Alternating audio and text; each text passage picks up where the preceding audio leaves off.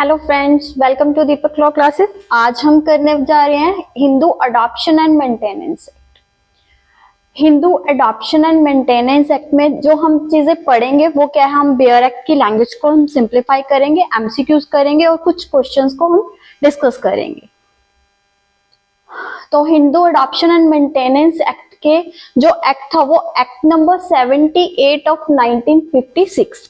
अब ये हम एक्ट नंबर 78 कह रहे हैं, तो ये क्या है, इसका मतलब क्या है कि 1956 में काफी ज्यादा एक्ट्स पास किए गए थे।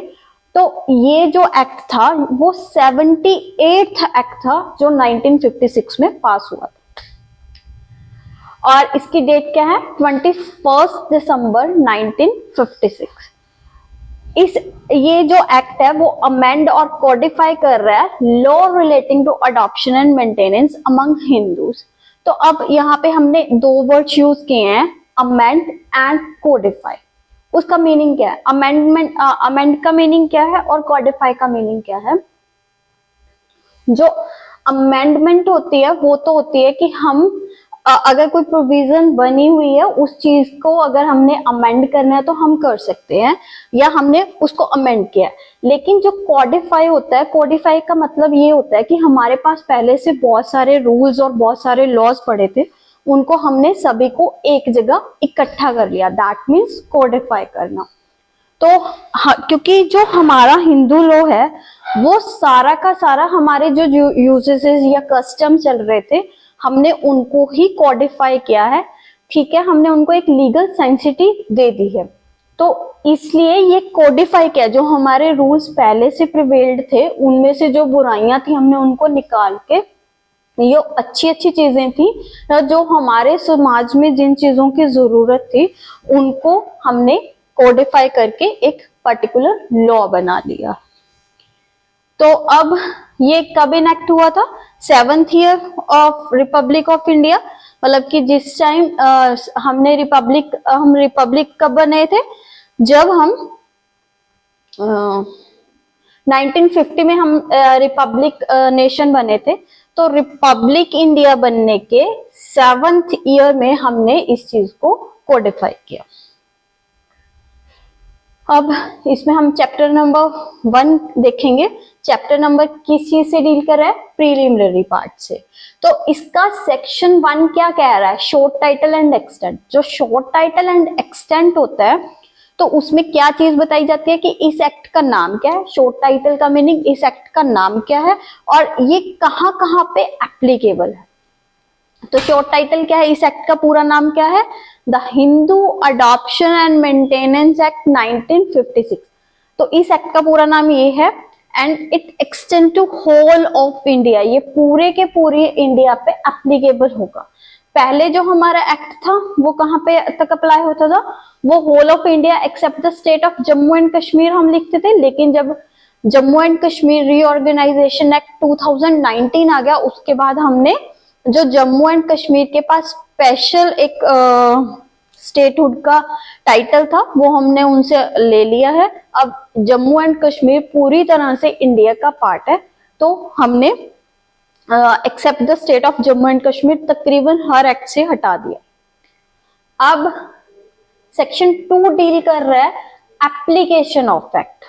तो अब हमने एक्सटेंट की बात की है कि एक्सटेंट कौन कौन से एरियाज पे अप्लाई होता है। अब यहाँ पे एप्लीकेशन है किन किन पर्सन्स पे अप्लाई हो रहा है, ठीक है। तो to any person who is Hindu by religion in any of its forms or developments including a विशर्व्य, लिंगायत और फॉलोअर ऑफ ब्रह्मो, प्रार्थना और आर्य समाज। तो अब कोई भी बंदा अगर हिंदू है और हिंदू बाय रिलीजन है या फिर इसकी किसी भी फॉर्म में, हिंदुइज्म में हमने मतलब कई फॉर्म्स बांटी हुई है, चाहे वो आर्य समाज है, प्रार्थना समाज है, या फिर आप देखेंगे कि हिंदूज में काफी हमने सेक्ट्स बना रखे हैं कि वो होते हिंदू हैं लेकिन अपने आप को अलग एक कल्ट का हिस्सा मानते हैं। तो क्योंकि वो बाय बर्थ हिंदू है, चाहे उनका बर्थ किसी भी उसमें हुआ है, लेकिन अगर वो बाय बर्थ हिंदू है देन उनपे Hindu adoption and maintenance act apply होगा। या फिर क्योंकि पहले क्या था, जो बुद्धिस्ट थे वो अपने आप को एक अलग धर्म कंसीडर करते थे, जैन हैं वो अपने आप को अलग, लेकिन ये हिंदुइज्म की ही ब्रांचेस थी, हिंदू रिलीजन में से ही ये धर्म इवॉल्व हुआ था। या सिक्स है तो इन पे भी Hindu adoption and maintenance act apply होगा। मतलब कि अगर ये पर्सन कोई अडॉप्शन करना चाहते हैं, अगर कोई पर्सन बुद्धिस्ट है बाय बर्थ, ठीक है, तो अगर उस पर्सन ने कोई अडॉप्शन करनी है, देनी है या लेनी है, अडॉप्शन में बच्चा देना है या लेना है, तो उस पे कौन सा एक्ट अप्लाई होगा? Hindu adoption and maintenance.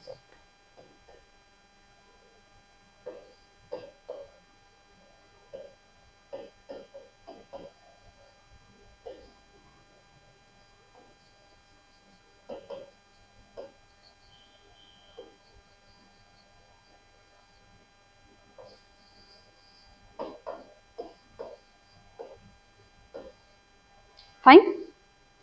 अब कोई पर्सन बुद्धिस्ट है, जैन है या सिख है, अगर उन्होंने अडॉप्शन करनी है तो वो उन पे कौन सा एक्ट अप्लाई होगा? Hindu adoption and maintenance act. या कोई और पर्सन जो कि क्लियर है कि वो मुस्लिम नहीं है, वो क्रिश्चियन नहीं है, वो पारसी नहीं है, वो ज्यू नहीं है, ये चीज क्लियर हो गई कि वो मुस्लिम नहीं है, क्रिश्चियन नहीं है, पारसी नहीं है, ज्यू नहीं है, लेकिन हमें ये नहीं पता कि वो कंफर्म नहीं है कि वो पर्सन हिंदू है कि नहीं है, लेकिन ये कंफर्म है कि इन चारों में से कुछ नहीं है, तो उस पर्सन को हम हिंदू कंसीडर करके, अगर उस पर्सन ने कोई अडॉप्शन करनी है तो उस पर कौन सा एक्ट अप्लाई होगा? Hindu adoption and maintenance. ठीक है, पर इसकी एक एक्सेप्शन है, unless it is proved that any such person would not have been governed by the Hindu law or by any custom or uses as part of that law in respect of any matters dealt with herein in this, if this act had not been passed। अब इसकी example है, मान लीजिए हमने schedule tribe को exclude कर रखा है, चाहे वो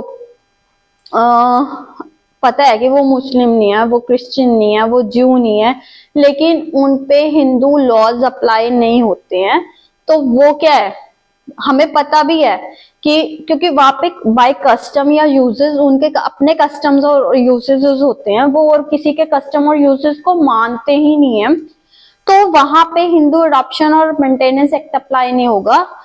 हम उनके मतलब उनके केस में ये कंसीडर करेंगे कि ये एक्ट पास हुआ ही नहीं होगा। ठीक है,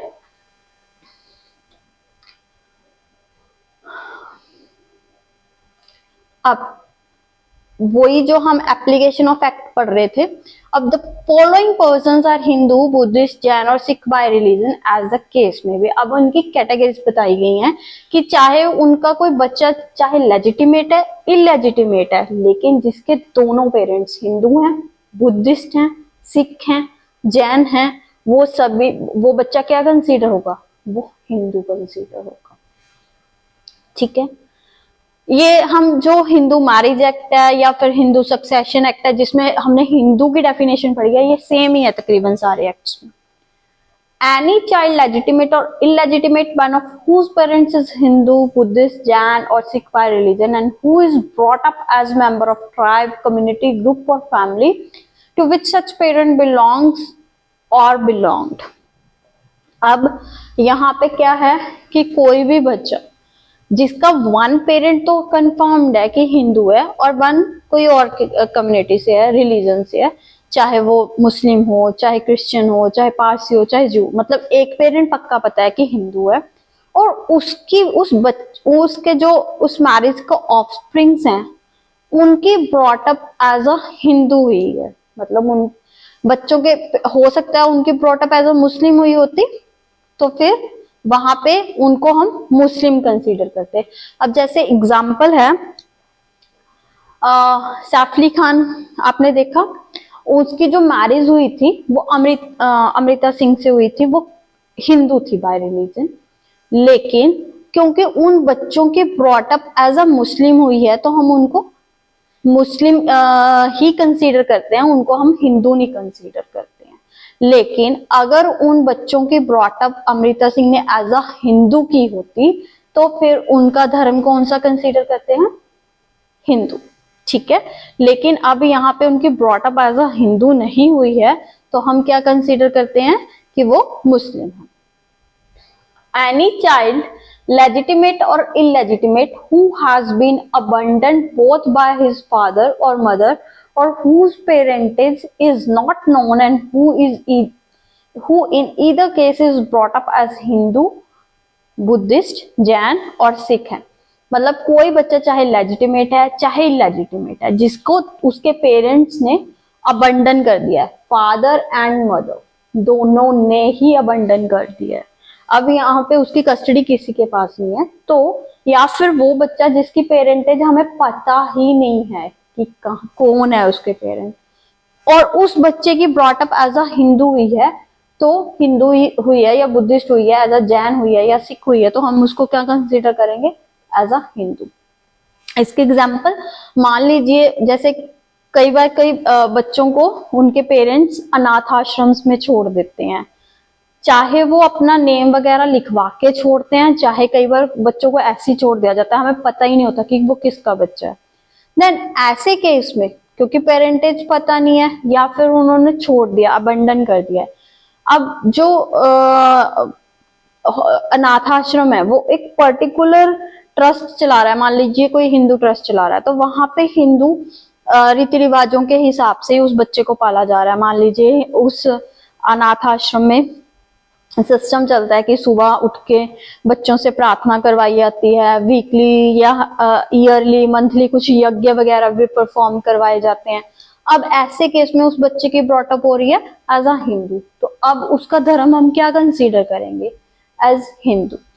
अब वहां पे ऐसे केस में बच्चा बड़ा होता है, उसकी शादी होती है, उसने कुछ अडॉप्शन में बच्चे को या तो लेना है या चाहे देना है, तो ऐसे केस में उस पे कौन सा एक्ट अप्लाई होगा, Hindu adoption and maintenance act. Next है, एनी पर्सन इज कन्वर्ट और reconvert to Hindu, Buddhist, Jain और सिख।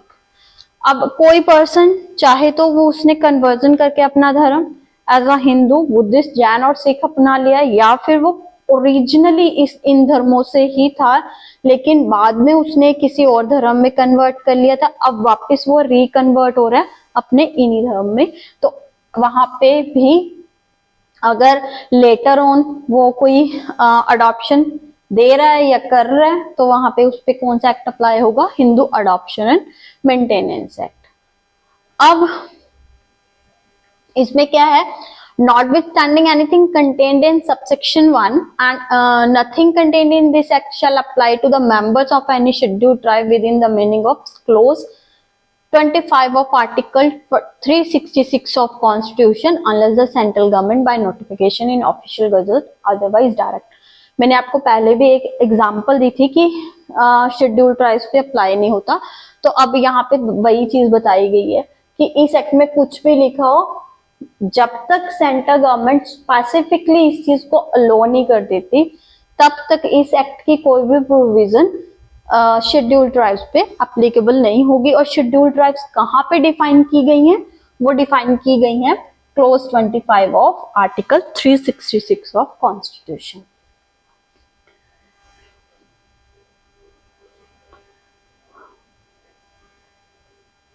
अब इसमें हम इस जो थर्ड क्लोज है वो क्या कह रहा है कि अगर हमने इस एक्ट में कहीं पे भी हिंदू वर्ड यूज किया है तो वो हिंदू कंसीडर होगा, चाहे मतलब हम किसी पर्सन को अब हिंदू वर्ड कैसे कंसीडर करेंगे, चाहे वो हिंदू नहीं भी है लेकिन इस एक्ट की एप्लीकेशंस के हिसाब से, इस एक्ट के प्रोविजंस के हिसाब से अगर वो हिंदू की डेफिनेशन में आ रहा है तो वहां पे चाहे वो माने या ना माने, उसने अगर अडॉप्शंस लेनी है या देनी है तो उसने adoptions Hindu adoption and maintenance act के अकॉर्डिंगली ही लेनी देनी पड़ेंगे उसको, ठीक है। और ये हमारा एप्लीकेशन ऑफ एक्ट कंप्लीट हो गया है। अब सेक्शन 3 किस चीज की बात कर रहा है, डेफिनेशंस की। अब यहाँ पे डेफिनेशंस में पहली डेफिनेशन किस चीज की है, कस्टम्स एंड यूसेस। यहाँ पे 3 क्लोज 1 वगैरह नहीं है, यहाँ पे 3 क्लोज ए है, ठीक ठीक है, यहाँ पे डेफिनेशंस ए बी भी हैं। The expression custom and uses signifies and rule which having been continuously and uniformly observed for a long time।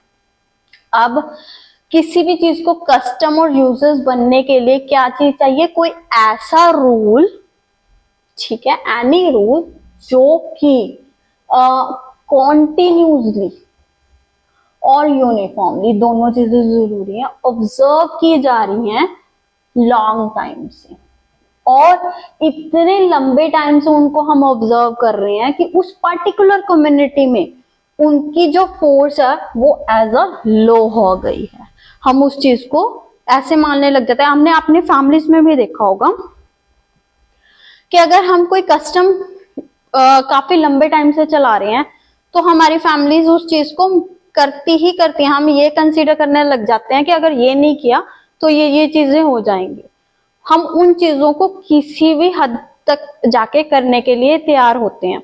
तो वही वो हमारी फैमिली का पर्टिकुलर कस्टम हो सकता है, ठीक है। तो वो चीज कॉन्टिन्यूसली और यूनिफॉर्मली ऑब्जर्व की जानी चाहिए लंबे समय से, और उस इतने लंबे समय से हम यूज कर रहे हैं कि उसकी जो फोर्स है एज अ लो हो गई है। Among Hindus in any local area, particular area की बात हो रही है, या ट्राइब की, या कम्युनिटी की, या ग्रुप की, या फैमिली। ये जरूरी नहीं है कि कोई कस्टम है वो पूरी सोसाइटी का ही होना चाहिए।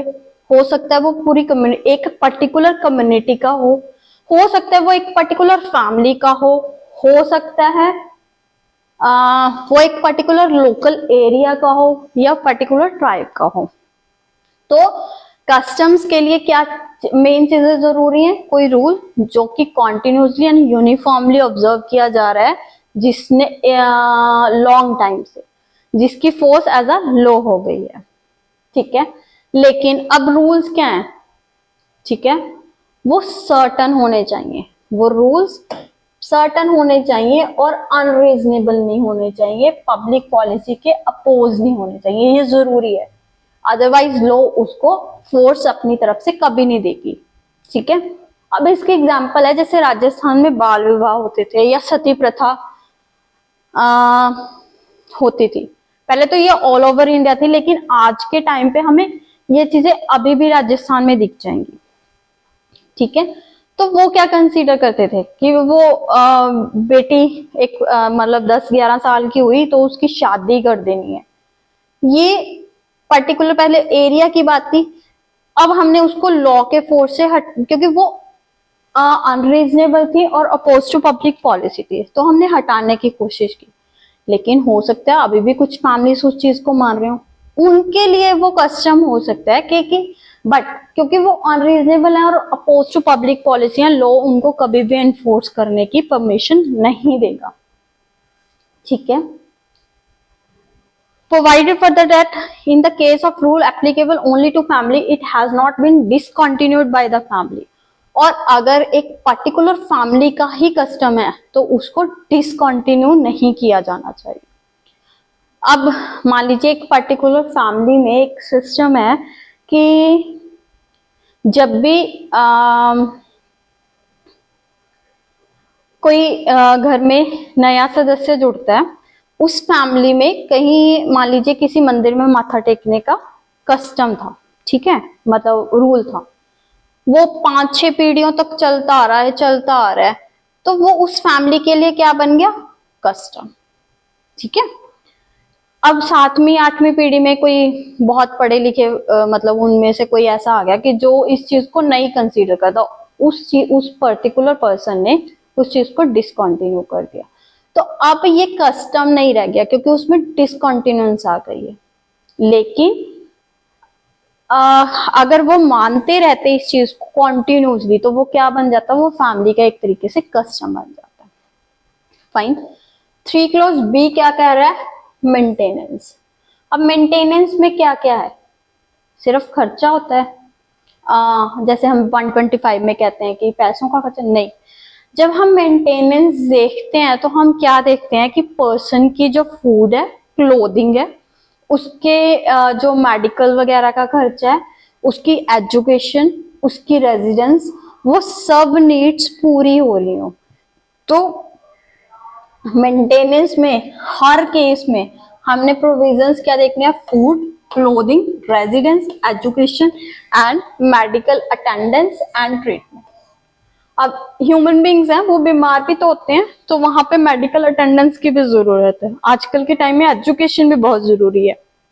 रोटी, कपड़ा और मकान तो हमने शुरू से सुना ही सुना है। तो अब इसमें क्या चीजें जो एड ऑन हो गई हैं, ये ठीक है। तो मेंटेनेंस में सिर्फ रोटी, कपड़ा और मकान नहीं है, मेडिकल अटेंडेंस एंड ट्रीटमेंट भी इंक्लूडेड है। In the case of an unmarried daughter, अगर अनमैरिड डॉटर है तो उसकी शादी का जो रीजनेबल एक्सपेंसेस हैं वो भी मेंटेनेंस में इंक्लूड होंगे। फाइन। और 3 क्लॉज सी क्या कह रहा है, माइनर। माइनर कौन पर्सन है, जिसने अभी तक 18 ईयर्स ऑफ एज कंप्लीट नहीं किया। जो 18 सालों का नहीं हुआ है वो पर्सन अभी भी माइनर है। नेक्स्ट है overriding effect of this act. अब हमने ये एक्ट तो बना लिया, ठीक है, लेकिन क्वेश्चंस कुछ उठते हैं कि अगर इस एक्ट के आने से पहले कुछ अडॉप्शंस हुई हैं, क्या वो वैलिड है? अगर वो इस एक्ट के प्रोविजंस के अकॉर्डिंगली नहीं हुई है तो क्या इफेक्ट पड़ेगा? या इस एक्ट के आने के बाद हम कुछ अडॉप्शंस कर रहे हैं इस एक्ट से हटके, उनका क्या इफेक्ट हो? तो अब क्या कह रहे हैं, अगर any text, rule or interpretation of Hindu law or any custom or usages as part of that law in force immediately before the commencement of this act shall cease to have effect with respect to any matter for which the provision is made in this act. इस act के आने से पहले अगर adoptions के related कोई text है, rule है या कोई इंटरप्रिटेशन है, ठीक है, जो कि पहले से चल रही थी, लेकिन इस एक्ट में उस चीज के लिए हमने पर्टिकुलर प्रोविजन बना दी है, उस चीज को हमने डील विद कर लिया है, तो फिर वहां पे उस पहले वाली चीज की जरूरत नहीं रही, उनका इफेक्ट खत्म हो जाएगा, ठीक है। और कोई ऐसा लॉ जो कि इस एक्ट के आने से पहले हिंदूज पे एप्लीकेबल था, लेकिन इस एक्ट की जो प्रोविजंस हैं उसके वो अगेंस्ट है, इनकंसिस्टेंट है, तो वो भी क्या हो जाएगा, उसकी भी एप्लीकेशन खत्म हो जाएगी, ठीक है।